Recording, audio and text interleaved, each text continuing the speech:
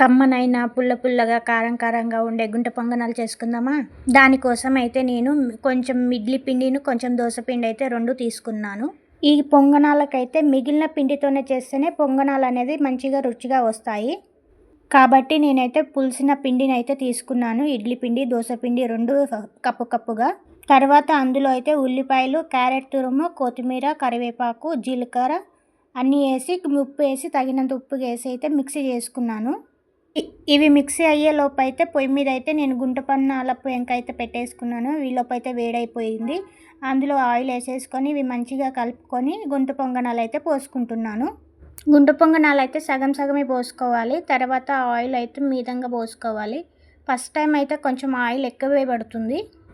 Oil పోసాకైతే ఒక 5 minutes లో ఫ్లేమ్లో పెట్టేసి మనమైతే మంచిగా చిన్న మంట మీద అయితే కుక్ చేసుకోవాలి. మీకైతే వీడియో నచ్చినట్లయితే లైక్ చేసి సబ్స్క్రైబ్ చేసి ఛానల్ని అయితే ఫాలో అండి, సబ్స్క్రైబ్ చేసుకోండి. ఇంకా ఈలోపు అయితే మన పొంగనాలు అయితే మంచిగా చిన్న మంట మీద అయితే ఎంత మంచిగా కుక్ అయినాయి అంటే సూపర్గా కుక్ అయినాయి. పొంగనాలను అయితే మళ్ళీ స్పూన్తోనైతే ఉల్టా తిప్పుకోవాలి. అప్పుడైతే మళ్ళీ లోపల పచ్చి లేకుండా మంచిగా కుక్ అవుతాయి. మరొక 5 మినిట్స్ కుక్ చేసుకుంటే మన పొంగనాలు అయితే రెడీ అయిపోతాయి. చూడండి ఎంత మంచిగా కుక్ అయినాయి. పొంగనాలు అయితే ఫస్ట్ టైంకి అయితే ఆయిల్ ఎక్కువ పడుతుంది, కానీ నెక్స్ట్ టైంకి అయితే అంత ఆయిల్ తక్కువే పడుతుంది. పొంగనాలు అయితే మంచిగా కుక్ అయిపోయాయి. వీటిని అయితే మంచి టమాటా చట్నీతో తింటే అయితే సూపర్గా ఉంటాయి. మీరైతే సబ్స్క్రైబ్ చేసుకోండి.